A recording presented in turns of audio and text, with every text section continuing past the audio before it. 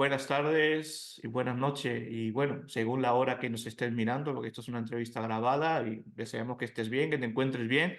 Han sido pues prácticamente un año sin hacer una entrevista y no es que no haya estado pensando en ello, pero la verdad es que las ocupaciones a veces así lo requieren, ¿no? Y bueno, pero deseando poder reunirme con algunos de mis amigos, porque todos los que pasan por aquí sí, son cercanos, son amigos y la verdad es que poder tomar un té aquí pues con los invitados pues siempre es bueno, maravilloso. Y qué mejor que empezar, bueno, esta segunda temporada, pues llamarlo de una manera después de este parón, con una entrevista que yo tenía muchas ganas de hacer, que estaba en mi mente, que estaba en mis planes y cuando Dios quisiera se iba a dar. Y bueno, es un honor para mí tener aquí a José Arturo Ortega Ibáñez, Arturo, que es el escritor, autor de la obra Botas de Hule, de la editorial Caligrama, que es aquí está pues la obra. Vamos a hablar de ello también, vamos a conocer a Arturo y es un honor realmente Arturo, que hayas aceptado la invitación. Es una alegría para mí, para Conté de Teología. Y sé que vamos a ser una entrevista maravillosa en la que vamos a poder profundizar sobre la... Bueno, la novela no vamos a profundizar tanto, vamos a hablar un poco, pero lo suyo es que la gente pueda comprarla y pueda leerla, pero sí sobre algunos puntos importantes y vamos a también lo que es un escritor cristiano. Tengo varias preguntas sobre esto porque eh, yo estaba pensando que los cristianos escribimos mucho ensayo y teoría y poca novela. Yo creo que es una ¿Verdad? herramienta importante que De debemos verdad. explorar. Y bueno, Arturo, bienvenido.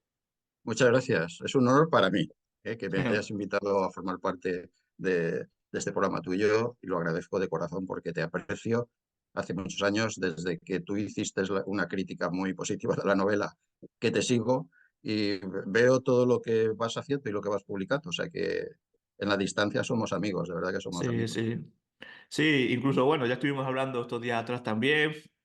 Y, y, y sí, además, yo cuando compré, tengo que decir, cuando compré este libro y leí la novela, yo no conocía a Arturo, o sea, no nos conocíamos, como bien ha De dicho, y nada, lo de leí, nada. o sea, que si hubiera sido no hice una crítica porque fuera mi amigo, o sea, si yo hubiera leído y no me hubiera gustado, hubiera dicho lo mismo, y soy sincero en O te esto. hubieras callado, o sea, si no te O hubiera sí, o me gustado, hubiera si callado, o sea, no realmente, dices sí, nada, ya está. realmente ese es mi modus Claro, operandi, o sea, no me gusta claro, tampoco criticar mal a nadie, claro. me Bueno. callo y punto. Pero el hecho de que leí, me enganché, además lo leí muy pocos días, no recuerdo, yo creo que no, Es la intención que tiene la novela, que el sí, que empieza no pueda parar. no puede parar, y yo creo que no tardé ni 5 días, en serio. O sea, fue algo que lo cogí y me pasaba, se me iba el tiempo volando, meterme. Pero bueno, esto vamos a dejar para después, solo Sí, estoy diciendo esto muy para bien, que te mantengas ahí muy bien. atento no sé si alguna vez has visto alguna publicación en Facebook sobre botas de hule o un comentario, pero si no, pues mira, lo estás conociendo ahora y está, bueno, ya vamos a hablar de eso, no quiero tampoco saltarme paso. Por eso, Arturo, yo creo que lo primero que debemos saber es quién eres, que nos hables de ti, aunque hemos estado hablando de algunas conversaciones, también fuera de cámara. Sí. Y te voy a decir Ujú, una cosa, cada vez que conozco más de ti, más me ujú, impresiona. O sea, digo, wow, qué maravilla lo que Dios hace, ¿no? Lo que Dios ha hecho en tu vida. Bueno, hablando de ti, de tu trayectoria, sí. y aunque va en la misma pregunta, pero puede extenderte libremente el tiempo que... ¿Cómo nace tu pasión por las escrituras? Pero comenzando por el origen, ¿quién eres? Vale, pues yo me llamo Arturo, vengo de una familia mitad andaluza, mitad valenciana. O sea, la familia de mi madre salió de Málaga con la famosa Espantá en la Guerra Civil. Llegó a Valencia, allí se estableció, mi padre era valenciano, muchos años después se conocieron. Bueno, cuando yo tenía 4 años, a través de la abuela, la madre de mi madre, eh, ellos tuvieron una conversión evangélica al Señor y por primera vez entré en una iglesia. Así que yo estoy en la iglesia evangélica, en la iglesia protestante, como se decía entonces, desde los 4 años. Todavía recuerdo el primer día que fui a la iglesia. Me metieron en una habitación donde estaban hablando de Jonás, el Mm. profeta Jonás, y me acuerdo como si lo estuviera oyendo, la impresión que me causó esa historia sobre Jonás, ¿no? Entonces, yo desde muy niño siempre he sido muy fabulador. Siempre me ha gustado las historias, contar historias, era mi pasión. Y cuando empecé el bachillerato, bueno, al principio mis padres tuvieron que llevarme a la Alianza Francesa de Valencia, porque en aquella época era muy complicado ser protestante en los colegios nacionales, porque estaban muy mal vistos los protestantes y además se le exigía una serie de cosas bueno, que mis padres no estaban dispuestos a asumir, ¿no? Desde el punto de vista religioso. Entonces, pasé, digamos, lo que sería mis primeros años escolares en la Alianza Francesa y con 10 años ya pasé al bachillerato español. Y en el segundo curso, en la clase de lengua, la maestra de lengua descubrió cosas que yo estaba escribiendo. O sea, no sé cómo cayeron en sus manos algunos de los escritos que con 12 años yo ya había escrito. Siempre me había gustado mucho escribir. Y entonces pasé por algo que yo creo que me ha marcado toda mi vida.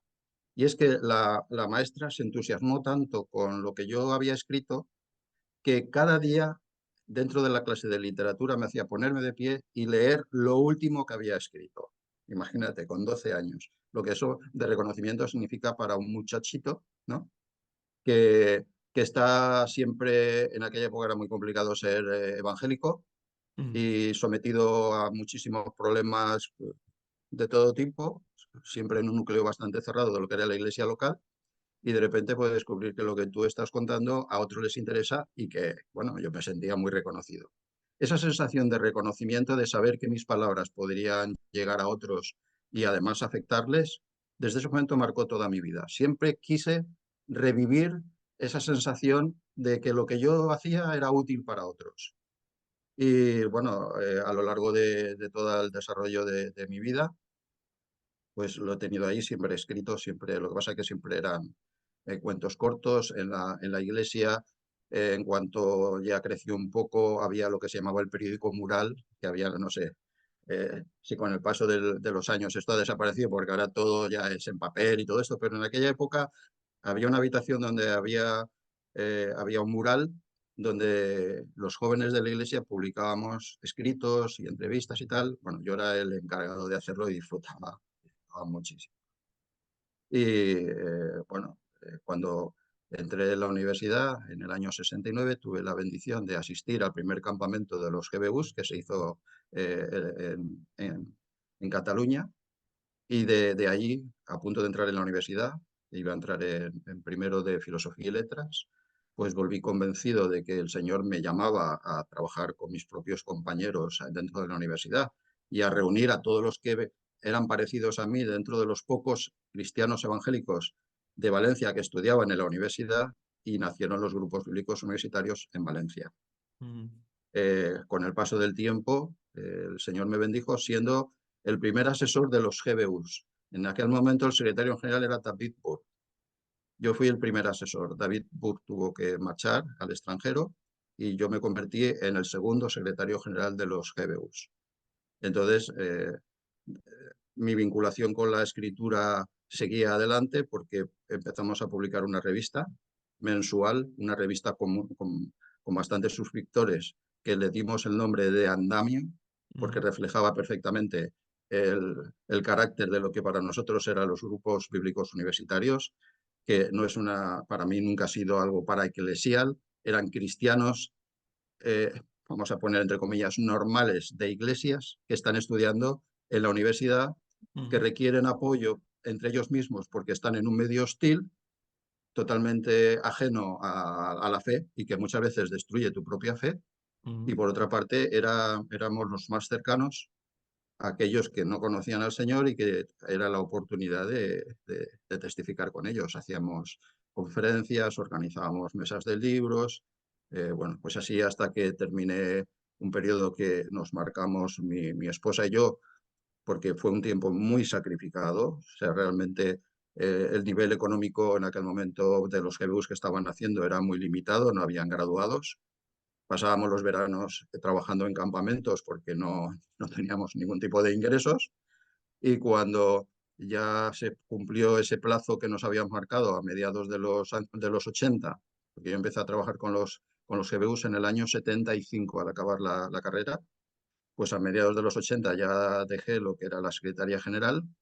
Y claro, cuando tú has estado tanto tiempo alejado de tu propia formación, de tu profesión, pues me di cuenta que aunque yo había estudiado filosofía y letras y la rama de historia, que me servía para muchas cosas, pero en aquel momento no sabía cómo encajarlo Mm. dentro de lo que es llevar un soporte a la familia, pues entré en el campo inmobiliario, me hice administrador de fincas, experto inmobiliario, me moví en el terreno del inmobiliario y esto me llevó finalmente a trabajar en banca dentro de lo que sería este sector inmobiliario, ¿no?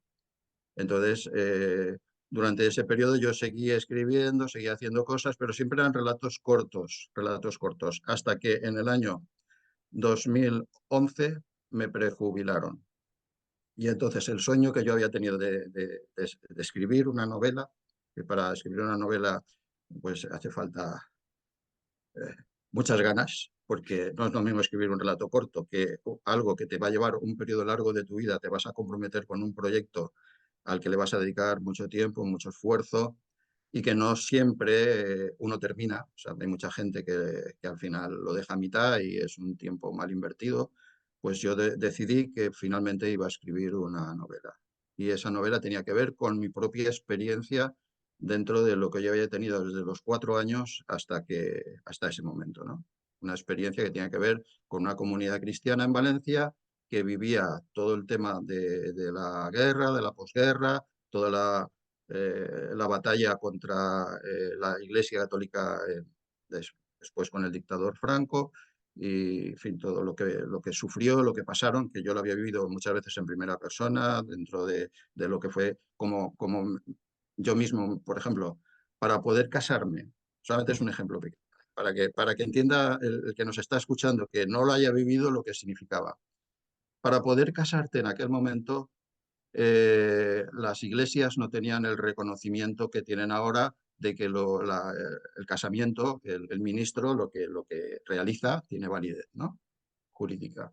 En aquel momento, la única posibilidad que había era casarte por lo civil y después tener la ceremonia religiosa en la iglesia.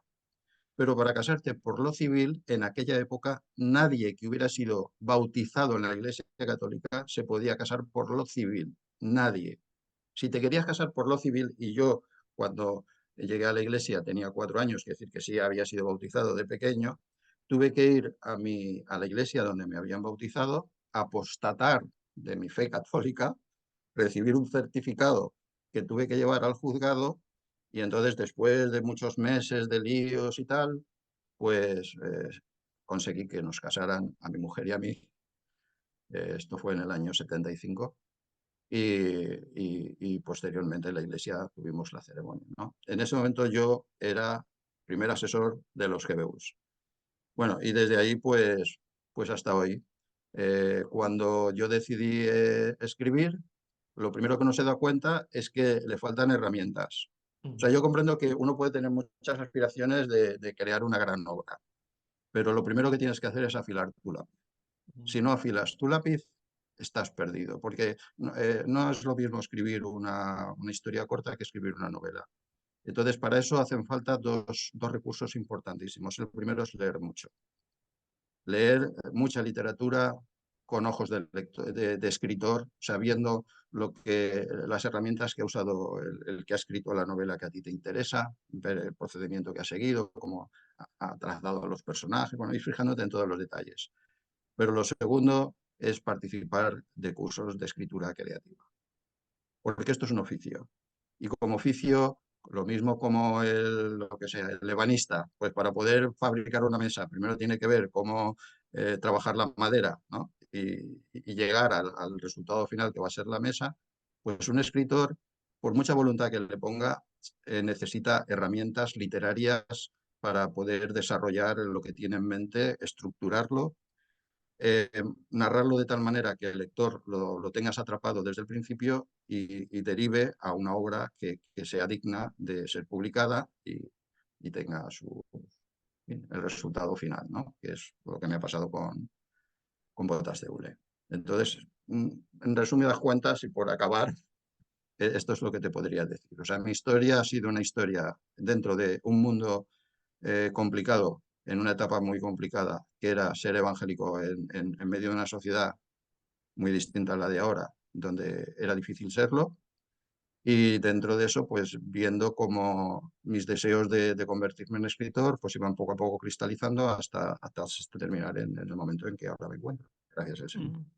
Qué bueno, qué testimonio y damos gracias a Dios por esto, ¿no? Y bueno, y hay aviso navegantes ahí también para, aunque hay una pregunta que te voy a hacer después, pero ahí ya vamos tomando nota. Y ahora pues bueno, ya sabiendo un poco más de ti, tenemos una base importante de quién es el escritor. Tenemos una base importante de tu vida, lo que nos has contado, ¿no? Y esto nos ayuda pues un poco a entender también ahora, querer saber cuál es la obra del escritor, o sea, qué es Botas de Hule, y es este libro, lo vuelvo a señalar, Botas de Hule, aquí, Caligrama, editorial Caligrama, publicado en 2018, ¿no? Si no estoy mal, creo que es una Sí, excelentísima novela 2018. que hay que leer, y bueno, Arturo, qué mejor. A mí me encanta este ejercicio te lo decía por teléfono, poder comentar con o sea, hablar con el autor de la novela que he leído. Me parece muy enriquecedor y, wow, es como si pudiéramos tener acceso a los directores y actores de las series de Netflix que vemos, de las películas. O sea, es algo muy enriquecedor, muy bueno. Pero yo quería que ahora nos hablara, ¿no? ¿Qué es Botas de Hule? Ya sé que es difícil hablar de ello y no profundizar mucho en la historia, pero yo te pido solamente un resumen por encima Eh, por qué sí, surge esta idea de... Bueno, sí. esto viene después, ¿no? Primeramente, ¿qué es Botas de Hule? Y más o menos de Ujú, qué trata. muy bien. Pues Botas de Hule es una historia que narra algo que tiene que ver con un personaje real, un personaje que vivió parte de la historia que se narra en Bodas de Hule, pero que para nada es una biografía de esta persona. Y te cuento. Mi mundo siempre ha sido el mundo de las iglesias. He sido parte de una comunidad activa y muy enamorado de sinvergüenza, ¿no? De lo que el Señor estaba haciendo con nosotros. Y la primera historia que yo quería escribir era precisamente una historia de cómo es ese mundo eclesial con sus luces y sus sombras. De hecho, tiene un título que es llamativo porque es el libro de la vida crónica de un fabulador. Porque desgraciadamente en el mundo evangélico hay muchos fabuladores. No en el sentido que yo le decía antes de contar historias, sino en el sentido de aprovechar lo que la comunidad cristiana te puede ofrecer Ujú, para a través de tus propias fabulaciones alcanzar lo que de otra manera jamás llegarías a ser, ¿vale? ujú, El fabulador. Y hay muchos, ujú, desgraciadamente. Entonces, esa historia que yo quería que fuera mi primera novela, yo estaba recogiendo muchas entrevistas de gente que había vivido cada momento, tal.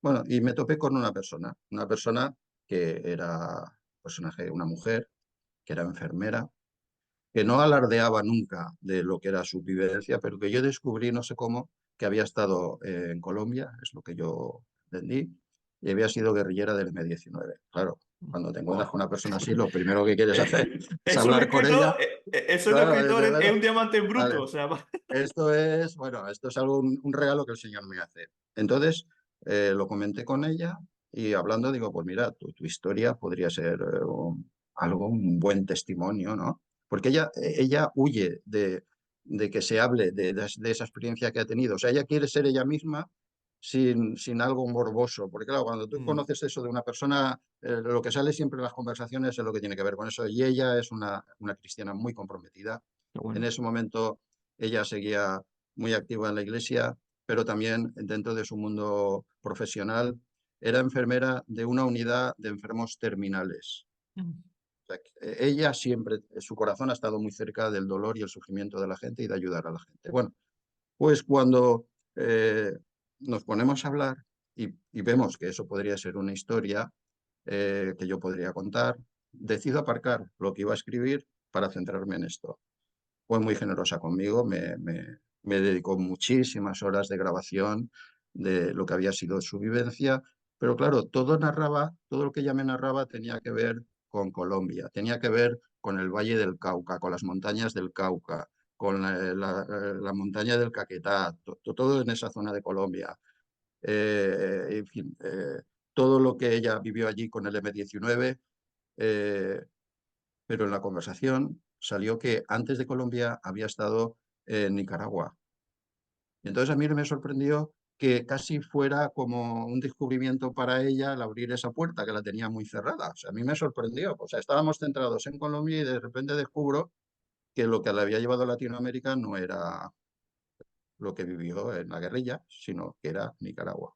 Empiezo a estirar del hilo, claro, soy escritor. Empiezo a entrevistarla, empiezo a estirar del hilo y Perdón, entonces escritor e historiador. Eso, los historiadores tenemos historiador, sí, mucho claro, de tirar de hilos. yo estoy, claro, ves, eso es una cosa que a nivel de dar de comer a mi familia nunca me sirvió, pero que a nivel de formación como escritor y como persona, Mm. todos los niveles, incluso dentro de la iglesia, todo lo que era en fin, la historia bíblica, en fin, la geografía bíblica, todo lo que tenga que ver con esto, pues a mí me ayudó mucho siempre, ¿no? Me ayuda a ser profesor de todas estas áreas. Entonces, empiezo a hablar con ella de esto. Y entonces, claro, aparece una historia totalmente inédita. O sea, descubro que ella, en el año 79, ella pertenecía a comisiones obreras. Venía de una familia rica. Se había distanciado de su familia por sus convicciones sociales, porque su padre era como un cacique de pueblo, ¿no? Y su madre la llamaban el ama. Entonces, bueno, se había distanciado de ellos, vive en Madrid, está con comisiones obreras y un día aparecen unos señores allí en comisiones obreras para dar una charla de Nicaragua. Somoza acaba de salir huyendo y entonces en Nicaragua hacen falta médicos, sanitarios, enfermeras y maestros. Este hombre había dejado un erial detrás de él y necesitaban todo esto. O sea, había mucho analfabetismo y vamos, la sanidad pública no existía. Entonces ella encuentra un desafío y decide dejarlo todo para vivir la revolución. Ella era una apasionada de la revolución. Y entonces, claro, una cosa es la teoría revolucionaria y otra cosa es poder vivirlo. Y ella dice, pues me voy a Nicaragua, voy a vivir la revolución. Y se va a Nicaragua a vivir la revolución. Entonces, en esa revolución que ella descubre, la mandan a un sitio donde nadie de allí quería ir. O sea, de todas las enfermeras posibles que tenía el Frente Sandinista, ninguna quería ir a este sitio, que era en medio de la selva, en un poblado al lado de un río que se llama Río Escondido, se llama El Rama, un río que desemboca en el Atlántico nicaragüense, en medio de la selva. Un sitio que se tiene que construir. O sea, hay unos médicos austríacos que van a construir un hospital y la mandan a ella allí. Y entonces, bueno, pues ella allí vive la revolución y sale, o sea, sufre tal desilusión, o sea, padece tanto al descubrir lo que es la revolución que esto le hace desear salir de allí. Luego, si quieres, podemos entrar en más detalles, pero este es el detalle, ¿no? Es salir de allí y entonces de allí se va a Colombia para trabajar con el M-19 como guerrillera. Ella es enfermera, ella llega a tener el título, el grado de teniente dentro de la guerrilla. Ella es la enfermera que cuida de los heridos que hay allí en la guerrilla y vive todo el proceso de entrega de armas, lo mismo que han hecho posteriormente las FARC, que hay un proceso de entrega de armas. Bueno, el M-19 decidió reinsertarse, entregar las armas a cambio de entrar en lo que sería política, ya no como guerrillero, sino como grupo que podía entrar en el Parlamento. Ella acaba en un ministerio, porque es enfermera, el Ministerio de Sanidad, y entonces allí por primera vez escucha el Evangelio. Ujú. Hay una jefa suya que se reúne en un despacho para, para tener estudios bíblicos con gente que quiere tenerlo y ella allí, por todo un proceso personal que ha vivido, que en la novela se narra, aunque no tiene que ver todo con lo que tiene que ver con su vida, se convierte. Ujú. ¿Vale? Entonces, con esta historia que ella me cuenta, con esta historia yo voy a crear Botas de Hule, que no es que no, como digo, no es una biografía sobre su persona, sino que yo voy a contar la historia de dos mujeres que se reencuentran allí en Nicaragua, son primas, que se han distanciado con el paso de los años. Este personaje, que en la novela aparece como Isabela, es la apasionada por la gente, por ayudar, pues tiene sentimientos esotéricos, es un personaje muy especial, ¿no? Muy Sí, enamorada de la sí. acción, todo esto.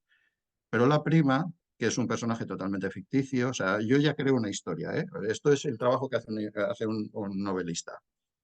Sobre unos mimbres yo construyo un cesto, Mm, que no tiene que ver con el color ni con las dimensiones del mimbre, pero yo voy a construir un cesto de donde tenga cabida todos los sentimientos que a mí me ha provocado lo que me ha contado. Voy a contar una historia. Y esa historia es sobre estas dos mujeres, la prima, que se parece mucho a ella, que ha nacido el mismo día que ella, y hasta físicamente se parecen. Eh, Resulta que es una etarra que ha cometido, no destripo nada porque aparece en el primer capítulo sí, de la es una etarra que ha cometido un atentado, a pesar de que ha intentado que el atentado no tuviera las consecuencias que tiene, ha metido a Dios por medio y se siente defraudada porque Dios no ha hecho magia y ha impedido que una bomba que explote tenga consecuencias, o sea que tiene narices la historia, pero vamos, muchos humanos son así, ¿eh? Muchos sí. humanos sueñan con que sea Dios el que les libre de las consecuencias de lo que están haciendo.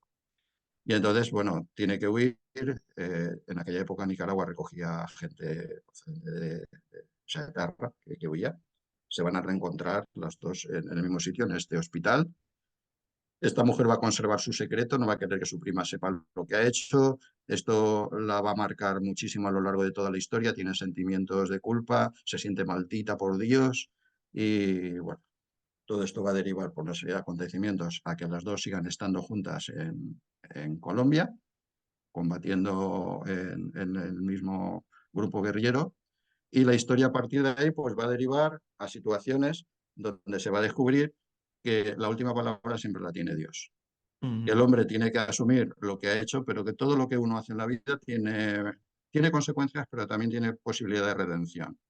Siempre que uno encuentre el camino adecuado para poder redimirse, y esto siempre tiene que ver con alguien que es un protagonista de la novela, que está detrás de toda la novela, que es un Dios que, como dice uno de los personajes, siempre está esperándolos detrás de la esquina, de las esquinas de sí. la vida. Recuerdo mucho Entonces, esa frase. Y eso, y eso es fíjate, Botas de Hule, es una historia de redención a través de una vida muy complicada que los seres humanos somos capaces de fabricarnos para nosotros mismos. sí, y es interesante, ¿no? Muchas gracias, Arturo, por esta exposición. Me está dando ganas de leerlo otra vez. La verdad que me gusta cuando ha habido historias conmovedoras que he leído, pasar los años y volver a leerlas. Botas de Hule es una de ellas.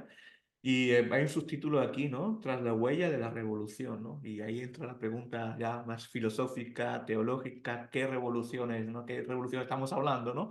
¿Qué es la revolución que se esperaba Isabela, que se esperaban ellos o Irune? ¿O es una revolución que te espera a la vuelta de la esquina, que te cambia la vida realmente? Bueno, no voy a destripar, pero bueno, ese es el pensamiento cristiano que tiene todo. Y la historia, hay algo que me llamó mucho la atención, que hablas tú de ello y se ve la novela sin hacer spoiler, pero porque es algo que no es muy común verlo, esta expresión en el diario vivir del cristiano, aunque podemos pensar, pero no lo matizamos como tal, realismo divino.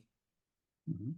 Eso es un término que llama la atención, pero también no solo para los cristianos, sino también porque esta novela está pensada también para todo tipo de público, o Está sea, publicado por una editorial que no es que no cristiana es cristiana y la ha leído gente, me consta que lo y ha que leído le ha gente. dado y que esta editorial no cristiana la convocó para unos premios literarios y quedó como finalista. Quiere decir que estamos hablando no de una, de una editorial de trasfondo cristiano evangélico, sino de una editorial normal que encuentra valores suficientes como para ponerla como finalista de un premio literario. Recuerdo esa noticia, que fuiste finalista con la novela, y bueno, gloria a Dios por esto, que una novela que nos habla de Dios, que el protagonista es Dios, llegue, ¿no? Y esto llegue a una editorial que no es cristiana y que tenga este impacto. Y por eso también yo tenía ganas de esta entrevista, porque creo que la iglesia debe también conocer, y incluso es un buen regalo de un cristiano a un familiar no cristiano, por ejemplo, que le guste leer. O sea, esto eh, es así. La pregunta que yo te quería hacer es con el tema del realismo divino. Ujú. ¿Qué es el realismo divino? ¿Y qué papel juega en la novela? Vale. El realismo divino se contrapone a lo que llamaríamos el realismo mágico, que justamente es un tipo de realismo que se da mucho en Colombia, y que, bueno, que se refleja en una literatura que se denomina así, ¿no? ¿De qué trata el realismo mágico? Pues el realismo mágico es que el escritor, por ejemplo García Márquez, él, dentro de las historias que está contando, unas historias fantásticas, de repente pues hace que una mujer que está atendiendo pues suba volando hacia el cielo. Y nadie se pregunta cómo es posible que esto suceda, o sea, es algo que sucede y que demuestra, pues bueno, que hay hechos extraordinarios y el realismo mágico se mueve dentro de ese ambiente de que todo es posible dentro de esa espiritualidad mágica que se da en la vida. Vale.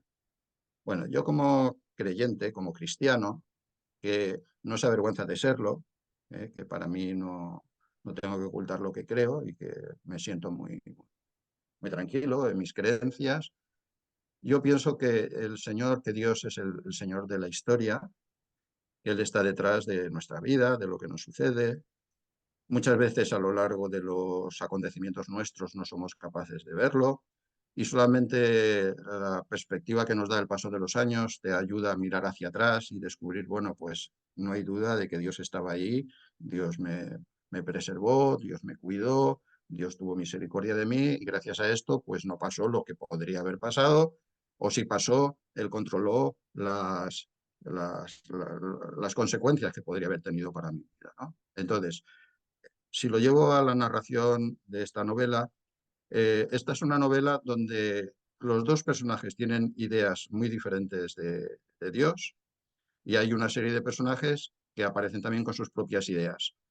Yo no entro en juicios de valor. O sea, yo dejo que cada personaje exprese los sentimientos que tiene en ese momento hacia Dios.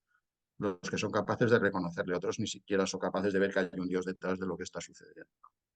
Pero lo que sí que se ve a lo largo de la novela es que hay alguien, un ser maravilloso, que nos quiere, que nos ama, que está detrás de los acontecimientos de nuestra vida y que si le damos la oportunidad de que se nos revele, de poder tener un encuentro con él, nos va a cambiar la vida.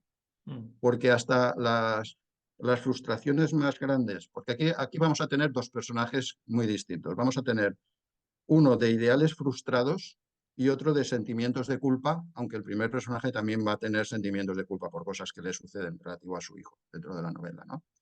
Los ideales frustrados, cuando uno piensa que todo lo que había soñado ya no es posible, porque los humanos somos seres complicados y nos hacemos daños a nosotros mismos y no cumplimos nuestras propias expectativas, cuando uno entra en el camino correcto, los puede volver a vivir. O sea, esos sueños que uno ha tenido, que no han sido posibles dentro de la visión que tú tenías de lo que era la vida, en el caso de Isabela, de lo que era la revolución, la novela acaba permitiendo que esos sueños, esta mujer que se ha sentido frustrada por la revolución, descubra la verdadera revolución, la revolución de Jesús, la revolución de Dios, que cambia su vida y que le afecta hasta tal punto que es capaz de afectar a la vida de otros. ujú. Los mismos sueños que ya tenía, ahora los está cumpliendo. Y en el caso de los sentimientos de culpa, pues es algo parecido, ¿no? O sea que una persona que cree que Dios la está castigando y toda la novela es un huir de las consecuencias de lo que ha hecho, incluso a nivel físico, porque su vida está amenazada por lo que ha hecho. Eh, todo esto llevado al terreno correcto, Dios es capaz de aceptarnos como somos, es capaz de perdonarnos y es capaz de darnos una nueva vida, un nuevo nacimiento, con todas las posibilidades que trae para nuestro corazón, para nuestra alma y para nuestros sentimientos. Nos ayuda a ser verdaderamente el proyecto que Él tenía para nosotros. Entonces, para mí eso es el realismo divino. Es contar todo eso en una historia sin que sea un panfleto, porque es lo que yo he oído, y es el problema que muchas veces las historias evangélicas tienen, ¿no? Que lo conviertes en un panfleto. Yo no he escrito un panfleto, yo he escrito una novela donde el realismo divino, es decir, donde Dios está presente, porque la novela empieza ya con una llave de interpretación. Cuando uno empieza a leer la novela, antes de empezar a leer la historia, hay una llave que dice, los necios piensan, Dios no existe. Salmo 14, 11.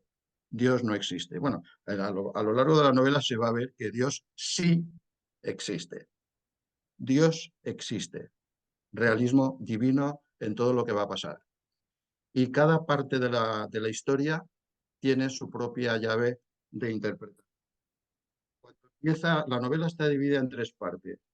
Sería la parte de Nicaragua, la parte de Colombia, la parte de un epílogo que hago, que sorprende, o sea, le doy la vuelta un poco a la historia. Bueno, la Sí. primera parte, la de Colombia, se llama La Tierra Prometida, porque cuando Isabela va allí, va a la Tierra Prometida, o sea, va a vivir la revolución.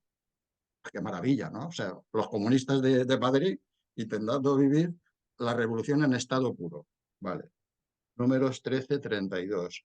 Ahí tenemos la experiencia de los que han ido a recorrer la tierra, a punto de entrar en ella. La tierra por la que hemos ido para reconocerla es una tierra que devora a sus habitantes. Mm, Esta es la experiencia que tiene. La siguiente parte, que es cuando ella llega a Colombia, que es donde después de una serie de experiencias va a llegar a conocer a Dios, ahí va a tener un encuentro con Dios, se llama Viaje hacia lo infinito. Y esto va con un texto de Eclesiastés 3:11. Quiere decir que esta novela, que es una novela eh, teóricamente, bueno, teórica no, de una editorial no cristiana, publica esto. mm. Dios puso en la mente humana la idea de lo infinito, aun cuando el hombre no alcanza a comprender en toda su plenitud lo que Dios ha hecho y lo que hará. Eclesiastés 3:11. Entonces, bueno, pues la novela va abriendo continuamente llaves de interpretación donde el realismo divino marca la pauta de lo que el lector está leyendo. Y perdóname si me he extendido demasiado. No, no, interesantísimo. Yo creo que es, como digo, cada vez que va avanzando la entrevista, te digo en serio que más ganas me está dando de volver a releer, o sea, a releer la novela, ¿no? Porque esta novela, y esto, vamos a la siguiente pregunta, esta novela es muy trepidante y emotiva, o sea, te dije, yo 5 días, menos de una semana lo leí, seguro, y fue no poder parar, o sea, no querer parar de leer, y si tenía que parar era porque se me hacía de noche ya muy tarde y tenía que dejarlo por otras cosas, pero estaba deseando al día siguiente volver a sentarme en mi sillón, y porque cuando leo una novela no lo leo aquí en mi oficina, lo leo en mi sillón porque me gusta estar relajado. Aquí leo libros de teología, de trabajo y todas estas Claro. cosas. Pero estaba deseando tener mi tiempo, mi horario para volver a leer esta novela. Y es una novela trepidante y emotiva. Eh, de hecho, bueno, no hemos dicho, pero sirve para introducción de esta pregunta. César Vidal es el prologuista de la novela. Incluso él llega a decir que vamos a hacer un salto después a tu página web. Llega a decir que hacía tiempo que una novela o no era como, no sé qué palabra usa literalmente, no le emocionaba tanto, eh, no me acuerdo, pero lo vamos a ver después, pero que él hace un habla muy bien de la novela y el prólogo es muy bueno. Eh, pero la pregunta sería, al ser tan trepidante y emotivo, yo me imagino a ti en tu escritorio allí en Valencia, escribiendo esas novelas, hablando de Nicaragua, de Colombia. Qué difícil debe ser, ¿no? Escribir sobre las emociones de otros. O sea, o dejar que otros se expresen en la selva de Colombia mientras tú estás. Y esto es una pregunta más al escritor, ¿no? Se debe vivir la novela, ¿no? O sea, qué experiencia, ¿no? ¿Qué dificultad o qué desafío te encontraste, ¿no? ¿Cómo fluye la novela? O sea, que son muchas. De esta pregunta surgen muchas. Un abanico muy grande, ¿no? Que yo también quiero saber, o sea, qué difícil es escribir las emociones de otro, desde hablando sobre la selva en Colombia o la revolución en Nicaragua, desde una oficina, ¿no? Y ahí es donde yo valoro el papel del escritor. Pues todo parte de una buena documentación. O sea, tú tienes que amueblar tus pensamientos, tu mente, con mucho conocimiento del entorno y del personaje que has creado. O sea que antes de empezar a desarrollar el personaje, tú has creado el personaje. O sea, le has dado vida en tu mente al personaje, lo has dotado de su propia personalidad, tiene que ser diferente a la de otros, sus pensamientos, sus motivaciones. Todo eso es un trabajo que hace el escritor antes de ponerse a escribir, ¿no? O sea, primero lo que sería el escenario donde se van a desarrollar los acontecimientos y después la personalidad de cada uno de los personajes, incluso de los más insignificantes.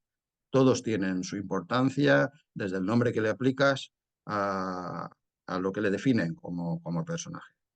Entonces, yo hago una mezcla entre lo que es un proyecto claramente estructurado, o sea, yo sé de qué voy a escribir y sé hacia dónde voy y sé cómo va a acabar. Eso lo tengo clarísimo. Y más o menos de todo el proceso que va a seguir la historia. Pero cuando te pones a escribir el personaje, y esto ya lo descubrirás en carne propia cuando desarrolles ese sueño que tú también tienes, el personaje cobra vida. O sea, ese personaje tú le dejas fluir y te sorprende cuando estás escribiendo de qué manera él toma protagonismo y muchas veces te lleva por caminos que ni siquiera habías pensado y te sorprendes a ti mismo pensando situaciones y hechos que para nada en un principio tú habías planteado. Y yo te digo que a lo largo de esta historia, en muchísimas ocasiones, yo me he encontrado sorprendiéndome a mí mismo Qué de a bonito. dónde me habían llevado estos personajes. Pero luego viene, tú me hablas, ¿no? De cómo puedes conseguir un ritmo y captar la atención del lector para que lo tengas enganchado. Bueno, eso normalmente no te sale en el primer borrador. O sea, tú en el primer borrador tú escribes una historia con todos los elementos que te van apareciendo, pero esto es como una película donde se están rodando distintas escenas, ¿no? Y ahí pues hay pruebas, hay errores y se repiten las cosas que el director piensa que no han salido como él le gustaría representar, pero luego hay que montar la película y hay que elegir las mejores versiones de cada una de estas escenas. Entonces es la edición. Cuando tú empiezas a editar la novela, ahí es donde, para poder darle rapidez a una historia, para poder darle ese, ese aspecto vertiginoso, tienes que tener la capacidad de cortar todo aquello que entretiene, pero te aleja. Mm, ¿Entiendes lo que quiero decirte? Por mm, ejemplo, en esta historia que los lectores se acercan a la novela para descubrir, en el hospital donde van a aparecer las dos primas, que el hospital existe, ¿eh? Y el puente del que se habla existe. O sea, la ubicación es exacta. Lo que yo narro lo he visto con los ojos de mi imaginación, con todo lo que he visto y he leído de las zonas en las que están aconteciendo. Bueno, pues en estas circunstancias, no sé lo que te iba a decir. He hecho un paréntesis ahí y se me ha ido. Así, la relación que tienen las dos primas con los médicos que encuentran, cuando yo me pongo a escribir, las relaciones entre médicos y enfermeras, uno ya descubrirá la novela cómo evolucionan, pero dan mucho de sí. mm. Pero yo me di cuenta que apartaba el foco de lo que yo quería contar. Y entonces es ahí donde para darle velocidad a una narración tú tienes que ir cortando, tienes que dejar escenas a medio terminar, que sea el lector el que las complete. Descubrí que hay muchas maneras de narrar un acontecimiento. Por ejemplo, yo uso varias técnicas en esta novela. Una es que todos los acontecimientos están fechados, incluso con hora. Ujú. Cuando están sucediendo las cosas, yo digo dónde suceden, qué día sucede y a qué hora sucede. Y entonces ese uso de la hora que es intencionado me permite, en momentos de muchísima tensión que no voy a destripar, porque es de lo mejorcito que tiene la novela, Sí. el lector está segundo a segundo, como si fuera una película, viendo cómo la historia avanza y se detiene, y en un mismo segundo, en varios sitios pueden estar sucediendo las mismas cosas, porque los hechos pueden ser simultáneos. Entonces, eso es lo que le da a la agilidad a una novela. La capacidad que tiene el escritor de coger lo que ha escrito y darle la forma final para hacer el montaje adecuado que tenga el lector cogido y que no pueda dejarlo. sea, tú dejas las historias siempre en un punto donde el lector quiere saber cómo acaba, qué viene después. Eso es pura edición. Eso es la capacidad que tiene el escritor de reformular toda la historia que ya conoce, que ya la ha terminado, para llegar de una manera adecuada a ese fin donde tú quieres que estallen los fuegos artificiales. O sea, para eso tienes que llegar eh, con la disposición adecuada sin perder nunca al lector. Al lector, en el momento que lo distraes y lo pierdes, es muy difícil que vuelva a entrar dentro Mm. de esa trama que tú has creado, que lo tiene enganchado y deseando, ¿no? Saber por dónde va. Y es una parte complicada la de edición, o sea, tienes que ver, o sea, escribir es complicado, el primer borrador, pero me imagino que la edición es algo, un desafío, ¿no? Porque tienes que ser selectivo, tienes que elegir, tienes que volver, o sea, no sé, me imagino que también habrás tenido algún ciertos bloqueos, algún día que no, y esto, no sé, me imagino que sí. Y eso es el proceso de una novela, ¿no? Yo sigo preguntando al escritor, ¿no? ¿Qué duro es Es ese duro, es un proceso? trabajo esforzado. ¿Y Eh, es, cuánto debes, o sea, más o menos, es un proceso largo, demora, no es, claro, pues te pones a escribir y en 6 meses tiene una novela terminada, o sea, es algo largo, ¿no? O sea, no sé, a lo mejor hay algunos escritores que son privilegiados, que a lo mejor sacan libros más fáciles o tardan menos tiempo, pero se puede, hablamos de un proceso de años, ¿no? sí. Es un proceso de años porque para mí la labor de investigación, o sea, el trasfondo de la novela para mí es importantísimo en todos los Mm, aspectos siempre.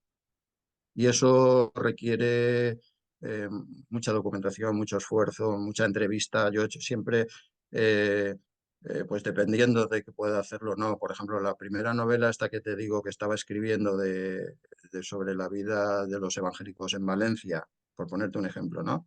mm, Eh, en un momento determinado se retrotrae a 1885, cuando Carlos Aglut llega a Valencia, en abril, si no recuerdo mal, el 14 de abril de 1885, que es el año en el que comienza el cólera en Valencia. mm, El mismo día que el cólera eh, explota de una manera ya definitiva en la ciudad de Valencia, él llega. Bueno, pues eso significan días en la hemeroteca buscando todo lo que se publicó en esos momentos relativos a algo que yo quiero luego recoger en la novela para que el trasfondo sea el adecuado, de cómo lo vivieron los valencianos, de cómo lo recogieron los medios de comunicaciones, por ponerte simplemente un ejemplo. ¿No? O sea, cualquier hecho que va a aparecer en la novela, si quieres que sea vivo y realista, tiene que estar. Tú puedes inventar lo que quieras, ¿no? En una novela puedes inventar lo que quieras, pero aquellos hechos que son significativos deben estar muy bien documentados. Y si estás explicando, eh, por ejemplo, lo que yo estoy narrando de cómo era todo el aspecto este de Nicaragua, las montañas del Cauca, para personas que no han estado jamás allí ni conocen lo que es el Cauca, pues tienes que narrarlo de tal manera que lo vean, lo tienen que vivir, tienen que ver cómo se sienten los guerrilleros o en fin, los indígenas en un sitio o mm. en el otro, ¿no? Y para eso Mm. tienes que haberlo asimilado muy bien para que al narrarlo sea como si tú fueras una cámara. O sea, tú estás mostrando en una película el escenario donde los protagonistas se mueven y eso es a base de esfuerzo, de imaginación. Bueno, también da mucho la imaginación, ¿eh? O sea, Sí, lo interesante. visualizas y luego lo narras. Para eso hay que afilar la pluma. Para Sí. eso tú necesitas empezar a escribir con alguien que lee lo que estás escribiendo y te pueda decir, pues bueno, mira, yo esto, mira, a ver si en lugar de solamente decir muestras, o sea, tiene el lector no solamente que ver una descripción de lo que estás diciendo, sino que tienes que meterlo dentro de los olores, de los murmullos de los animales en la selva, de las sensaciones del viento que te dan en la cara cuando vas avanzando por ella o lo que sea. Eh, Eso es entonces, importante. claro, eso es lo que el trabajo de un escritor comprometido debe hacer por amor al lector. O sea, tú al lector, claro, vas haciendo resúmenes de lo que quieres contar, pues bueno, en dos momentos lo has perdido porque está aburrido de lo que le estás contando. Ahora, si él Sí. lo que ve es un personaje que está en medio de una realidad que él lo puede percibir como algo físico, o sea, el propio lector bueno, lo que me ha pasado a mí siempre que he leído, ¿no? Yo he vivido las historias. O sea, Sí. yo he vivido, yo he sido el personaje de cada una de las historias que a lo largo de mi vida he leído. Lo que les pasaba a Correcto. ellos me pasaba a mí. Pero eso es por la habilidad del escritor que me ha hecho ponerme en los zapatos del protagonista o del personaje. Yo me acuerdo que leía la novela en pleno verano, con el aire acondicionado y sentía la humedad de la selva. O sea, la sensación esta de andar por la selva, de estar ahí entre mosquitos y cosas, el valle también, después Nicaragua, el tema, la sensación, ¿no? Y el vivir. Hay un amigo escritor que él usa un término escribir, ¿no? O sea, que escribe, tiene Eh, que vivir Sí, sí. la novela, la historia y bueno. Ahí ya entrando a la parte final de la entrevista, tengo algunas preguntas que quiero hacerte, también relacionado a... Porque hay una cosa que me llama la atención, y es que los cristianos, evangélicos, los protestantes, en el ámbito que conozco, que es el hispanohablante, salen muchos libros, hay muchas editoriales cristianas que sacan muchos libros de eso, de teoría, de ensayo, de eh, predicaciones, comentarios bíblicos, o sí, relacionado al tema este, ¿no? Y hay buenos escritores, hay buenos escritores, pero veo como que desde nuestro ámbito tenemos muy abandonado la novela. Creo que es un papel, podríamos, bueno, es una pregunta, pero también es una afirmación, que lo que yo estoy haciendo, ¿no? Es que los cristianos podríamos utilizar la novela como una herramienta, ¿no? Para hablar de nuestra fe, para hablar de lo que es, por ejemplo, el realismo divino, lo que es una vida como Dios, con Dios como protagonista, ¿no? Y ¿qué dirías, ¿no? O sea, ¿cuál es tu visión? ¿Animarías a otros a que pudieran hacer esto, ¿no? Igual, bueno, por ejemplo, me gusta que, o sea, creo que Dios, el arte es una buena herramienta para llegar a otros. Hace poco, hace un año, entrevistábamos aquí a mi gran amiga Sara Pesquera con Lidia Rodilla, que hicieron el documental Lume y ha tenido una influencia muy buena. Y creo, ahora estoy teniendo aquí contigo, que es un escritor que usa el arte, no escribiendo una novela para cristianos, sino una novela, un arte que es para todos. ¿Y cómo esto está llegando? ¿No crees que tenemos eh, esta herramienta como la novela abandonada entre los escritores cristianos? Y si lo crees, ¿a qué se debe? O sea, ¿cuál es tu opinión en esto? Me vas a permitir que diga algo que a lo mejor suena un poco herético. Vale. No, no te Eres libre, o sea. no, no es herético porque yo sé lo que creo, ¿no? Sí, Pero sí. quiero decirte que eh, en realidad, ¿qué es la Biblia? No es una novela, ¿eh? Sino que son historias. La verdad de Dios, ¿cómo nos llega? Nos llega a través de la narración de hechos que han vivido ciertos personajes que tenían que ver con Dios. Y a través de sus vidas, a través de cómo se cuentan sus historias, nosotros hemos ido descubriendo las verdades divinas. Y de ahí hemos sacado incluso nuestra propia teología, ¿no? De todo lo que hemos Ujú. ido descubriendo de Dios a través de cómo se ha relacionado, cómo él mismo se ha expresado, lo que sabemos de él.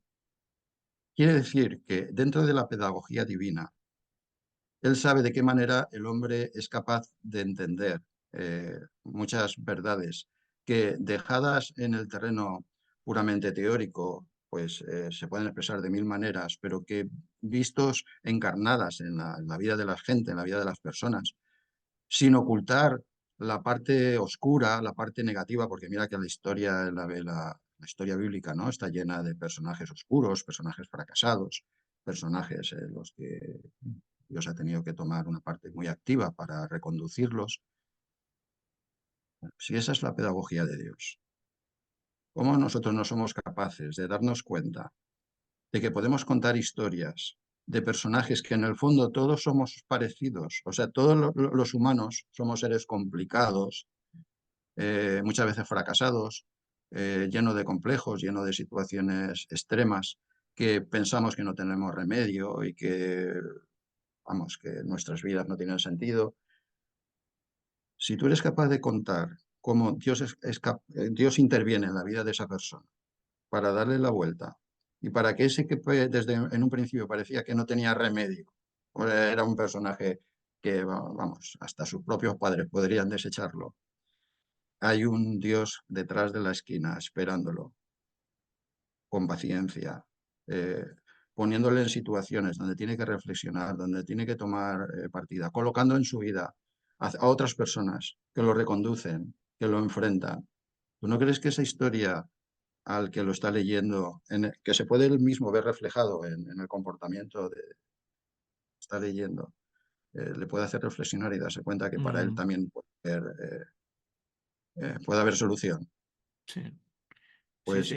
pues por eso, por lo que yo creo que las historias contadas, bien contadas, no panfletos. Si es un panfleto, estamos equivocados. O sea, Mm, si el panfleto es manipulando los hechos, demostrar algo acerca de Dios que está cogido con pinzas y que realmente es, es algo que no sale, ¿no?, de una realidad, pero si lo que cuentas son realidades donde uno se puede ver reflejado y puede ver hacia dónde deriva la historia, que Dios está detrás de nuestras vidas, que nos ama, que nos cuida, que nos protege, pues creo que hemos avanzado muchísimo. ¿Por qué no lo hacemos nosotros? Pues porque es complicado. A veces es más fácil escribir un libro de teología con refritos. O sea, tú vas cogiendo de un sitio y del otro y al final sacas tus propias conclusiones que contar una historia. Contar una historia es muy esforzado, es un trabajo de años, ujú, es un trabajo que no sabes cómo va a terminar. O sea, tú estás ahí volcando todas tus inquietudes, volcando los deseos que tienes de servir al Señor, de que lo que estás escribiendo sea útil para otros eh, y, y esforzándote para que sea bueno, para que salga bien, para que interese. Eso, hermano, eso no es refrito. O sea, ahí no estás claro. copia-pega, ahí estás creando. Y el creador siempre es un trabajo mucho más sacrificado y más difícil Wow. que el recopilador. Un Sí. escritor no es un recopilador. He dicho. No, no, perfecto. Y estoy totalmente de acuerdo con tu comentario y suscribo tus comentarios. O sea, lo compro, o sea, estoy totalmente de acuerdo en esto, ¿no? Por eso, yo creo que es importante, ¿no? Hombre, no es fácil, es complicado ponerse a pensar en una novela, a pesar, o sea, tú sabes que yo estoy en este proceso, ¿no? Pensamiento, recopilación, es un sueño también. Y si miras, o sea, si miras a futuro, mejor ni mirar porque te desesperas. O sea, es un trabajo que debe ir fluyendo día a día, pero que hay que ponerse. O sea, y creo que es importante que hayan cristianos. Y por eso también que ese es el objetivo de esta entrevista. Aparte, obviamente, el libro que Botas de Hule lo puedes conseguir en eh, me imagino que estará en Amazon, editoriales, ponerlo, En todos los buscar, sitios. comprar Sí, Botas de Hule en Google y te sale, o si no, va a tu exactamente. librería más cercana y dice, oye, ¿me Y puedes se conseguir? pides, Y te lo se pide, o sea, consiguen. Sí, te sí. lo consigue porque es Está en el accesible. catálogo de Penguin Random House, que es la mayor editorial del mundo. Correcto, En el qué maravilla. catálogo. O sea que no es. Qué eh, maravilla. Seguramente también, no sé si en casa del libro puedes conseguir, no lo en sé. cualquiera. O sea, tú vas a casa del libro y lo pides, no lo tienen, te lo Te consiguen lo consigue, en sí, 2 días. incluso aquí, pero Sí. eso pasa Y hoy en día. en el corte inglés, si lo pides, te lo mandan incluso al sitio más cercano donde lo puedas recoger. ¿Sabes? En Mm, un Supercore, por ejemplo, que esté cerca de sí, tu casa, tú le dices dónde quieres que te... y tú vas allí y lo recibes, si es que no quieres que te cueste nada por recibirlo, o sea, simplemente lo recibes. Y está también en digital, en ebook, por 4 euros. O sea, no estamos wow. hablando O de... sea, es que Sí, esto, 4 euros. Que sí, o sea, también que esto facilita. puedes leerlo. Y es más, en la página web mía, Sí, vamos y eh, ahora. que luego la vas a poner, puedes descargarte gratuitamente el primer capítulo. Y El primer capítulo. Mira, este primer capítulo, la editorial que tuvo conocimiento de lo que yo estaba escribiendo, me lo pidió. Mándame el primer capítulo. Pues, sorprendentemente para mí lo mandé y al poco tiempo me dijeron que les había interesado mucho y que querían saber más de la novela. Les, les mandé la novela y al siguiente recibí el contrato editorial. Qué ¿vale? bueno. Quiero decirte que ese primer capítulo que interesó a la editorial lo pueden descargar gratuitamente en mi página web, ¿vale? Además, te aseguro, como lector, que quien lee ese primer capítulo le engancha. Y eso creo que es importante. Y bueno, o sea, que no tienen excusas para conseguir el libro. O sea, y aunque estés en Hispanoamérica, si tienes conexión a Internet, puedes descargar el primer capítulo y puedes comprar el ebook. Y es Claro, barato, 4 euros. Para mí me parece regalado, sinceramente. regalados, sí, sí, Regalado, o sea, que está regalado. Y sí. bueno, y yo, por ejemplo, vivo en un pueblo que hay una librería aquí cerquita y yo voy a la librería, no lo tienen, lo pido y ellos me lo Lo consiguen, o pides, te lo sea, mandan, te lo mandan. pero Ya que te hoy en digo que está día, en el catálogo general de Penguin Random House. así que animaros a leer esta historia y yo incluso diría que tú recibes muy bien las críticas ¿y cómo te puede escribir la gente? ¿Cómo te pueden encontrar en redes Pues sociales? a través de mi web, ahí se Vamos pueden y escribir. aprovechamos, sí, puedes seguir hablando que yo Sí. voy a hacer acceso. Sí, sí. O también pueden mandarme un correo electrónico si quieren. Mi correo electrónico también es muy sencillo. Bueno, aquí ves, descarga gratis el primer capítulo. Lo que Mira, estábamos aquí. hablando aparece ahí, ¿ves? Y detrás, si tú picas en cualquiera de estos sitios de Amazon, el Corte Inglés, la Casa del Libro, ahí te pone el enlace para poder solicitarlo, ¿vale? O sea que es fácil. Entonces, Ujú. yo no recuerdo si a través de la página web se puede mandar, pero si no, a través de mi correo electrónico se puede mandar y yo lo incluiría aquí. Es, Mira. Sí, si sí. mi nombre es Arturo Ortega, ¿vale? La página web yo lo que he hecho ha sido poner Arturo Ortega con una sola O entre Ujú, arturoortega.com. Bueno, pues mi, mi página, o sea, mi correo electrónico es eh, al revés. Sería mi apellido primero y segundo el nombre. Arturo Ortega, siempre uno las palabras con una sola letra que se ujú, repite entre Ortega, Arturo. No hay dos A, sino una sola A. Ar- ujú. eh, eh, ortegaarturo@msn.com. Ahí me pueden escribir también. Y si no, en mi página de Facebook, pues también pueden entrar por ahí y conectarse conmigo. Porque yo Perfecto. he sido fotógrafo profesional y me encanta la fotografía y, y bueno, pues ahí pues publico muchísimas cosas de fotografía sobre todo, ¿no? Ujú. Entonces, Aquí, bueno. mira, comprar libro, deja tu comentario, precio Ah, pones vencedor. dejar tu comentario, pues mira, pues ahí es donde me puedes escribir. Es que hace tanto tiempo que no, claro, el libro ya lleva un tiempo. Al principio recibía muchísimos comentarios, que bueno, la mayoría están recogidos ahí, pero si ahí lo pone, pues ese es el sitio donde seguro que yo a través de eso recibo un correo que me lo hace llegar y yo mismo le contestaría a cada uno que me escribiera, por supuesto, me pondría en contacto con él. Aquí Sería un tenemos el placer. comentario que yo mencionaba anteriormente de César Vidal. Hacía tiempo, verdaderamente mucho tiempo, que las páginas de una novela no conseguían conmoverme tanto. Bueno, también fue muy Eh, generoso, ¿eh? César también fue muy No, pero generoso. yo suscribo su palabra. O sea, fue que yo después van a ser ya 6 años de que leí la novela. O sea, es que estaba haciendo cuenta que yo 6 años ya va a ser. Y que yo esté haciendo, o sea, que estemos hablando de la novela es que realmente me conmueve. O sea, es algo conmovedor que queda en el recuerdo. Lo agradezco. Aquí tenemos sobre ti, que ya nos contaste. Y aquí también pueden acceder a la página web, tener alguna entrevista, por si esta le ha sabido a poco.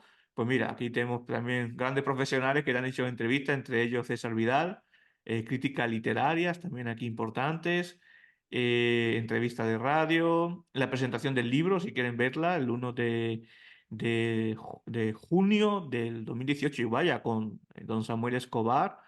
Que la eh, crítica que hace de la presentación, bueno, es maravillosa. O sea, él bueno, a mí me sorprendió. Bueno, yo a Samuel lo conozco desde que yo me convertí prácticamente en el primer campamento de los grupos bíblicos universitarios en 1969 en Barcelona. Él fue el orador, el conferenciante a través del cual yo me fui a una parte y tuve como hijo de creyente un verdadero encuentro con Dios que me qué cambió la bueno, vida. qué maravilla. Entonces, él siempre ha sido como un mentor mío, y cuando le pedí que presentara para el gran público, esto está hecho en el salón de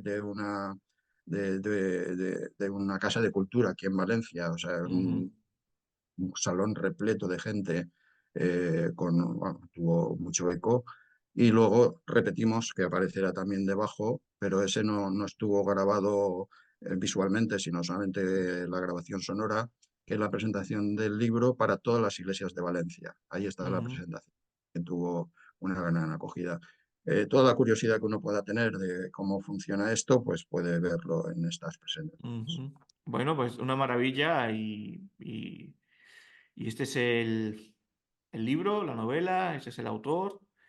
Y aquí en Conté de Teología, pues hemos querido eh, comentar, presentar, hablar, más que una presentación es hablar, porque el Sí, libro una charla de amigos, sí, se realmente. estrenó en 2018 y nunca es tarde si la dicha es buena y es una cosa que yo tenía en mi corazón hace tiempo poder tenerlo aquí y sí, abrir Muchas más el gracias. canal también a cristianos, a hermanos que no solo, o sea, que a través del arte hablan de la teología y esto es lo que hace la novela.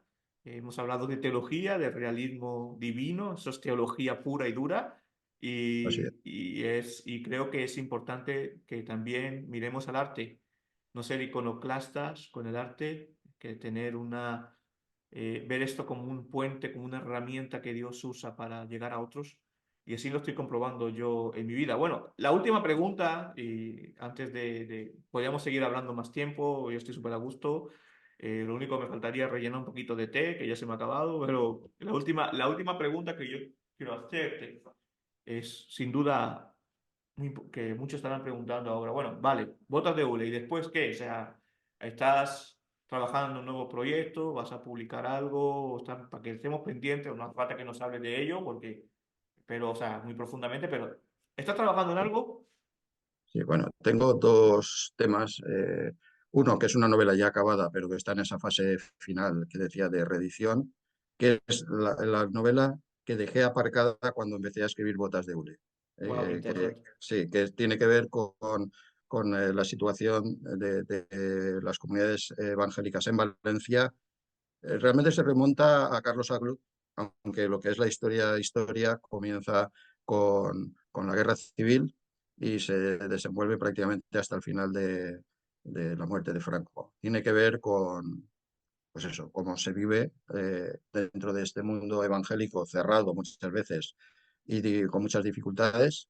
Por eso se llama Crónica de un fabulador, porque Ujú. dentro del mundo hay fabuladores, pero también tiene muchas luces, ¿eh? O sea, no es una novela eh, negativa, sino que simplemente ayuda a pensar.